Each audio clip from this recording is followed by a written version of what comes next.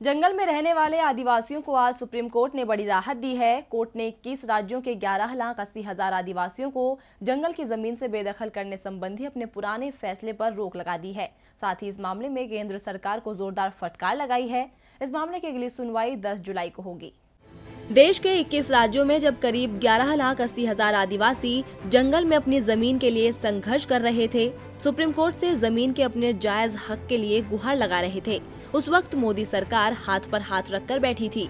यहाँ तक कि सरकार ने आदिवासियों के हक में दलील पेश करने के लिए अपने वकील तक को सुप्रीम कोर्ट में नहीं भेजा था, जिसके बाद सुप्रीम कोर्ट ने लाखों आदिवासियों को झटका देते हुए कहा था कि जिनकी जमीन के दावे खारिज हो चुके हैं, राज्य सरकारें उन्हें जंगल से बाहर का रास्ता दिखाएं, चाहे वो बरसों से ही वहाँ क्यों न रह रहे हों।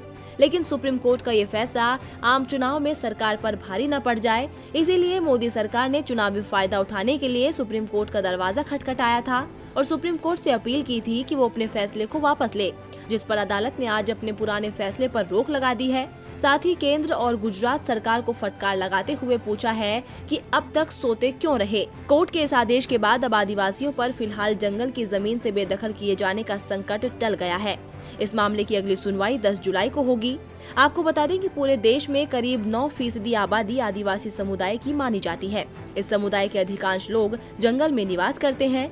लोकसभा में अनुसूचित जनजाति के लिए 47 सीटें आरक्षित है। मध्य प्रदेश, छत्तीसगढ़, झारखंड, कर्नाटक और ओडिशा में अनुसूचित जनजाति के लोग बड़ी संख्या में रहते हैं। ऐसे में मोदी सरकार इस समुदाय को नाराज नहीं करना चाहती थी, इसीलिए केंद्र ने सुप्रीम कोर्ट का दरवाजा खटखटाया था, जहां से आज उसे राहत के साथ फटकार भी मिली है। डीबी लाइव की रिपोर्ट।